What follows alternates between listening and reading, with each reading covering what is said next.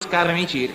కానీ చిత్రం ఏమిటో తెలుసా అండి, వెంకటేశ్వర స్వామి వారు గుడి బయటికి వచ్చి ఊరిరిగింపుగా మాడవీధులలో తిరిగితే మొట్టమొదట ఆగి నీరాజనం పుచ్చుకునేది ఆ తిరుమల నంబి దేవాలయం దగ్గరే. ఎందుచేతో తెలుసా, ఆయన ఎంత గొప్పవారంటే తిరుమల నంబి ఆయన కేవలం వెంకటేశ్వర స్వామి వారికి ప్రాచీన కాలంలో అభిషేకం చేయడానికి మడినీళ్లు తీసుకొచ్చేటటువంటి వాళ్ళు కూడా లేనటువంటి రోజుల్లో గురువు గారి ఆదేశం మేరకి నీళ్లు తేవడం కోసమని మహానుభావుడు బయలుదేరి పాప వినాశనం దగ్గరికి వెళ్ళి కుండతో చీకట్లో బ్రాహ్మీ ముహూర్తంలో నీళ్లు తెచ్చేవారు. తెస్తుంటే ఒక రోజున వెంకటేశ్వర స్వామి వారు ఆయన భక్తిని పరీక్షించాలనుకున్నారు.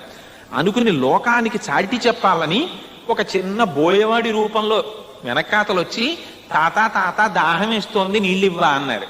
అంటే ఆయన అన్నాడు, ఇవి వెంకటేశ్వర స్వామి వారికి అభిషేకానికి పట్టుకెడుతున్నాను రా, నీకు ఇవ్వడం ఏమిటి, నీళ్లు నేను ఇవ్వనన్నాడు. అంటే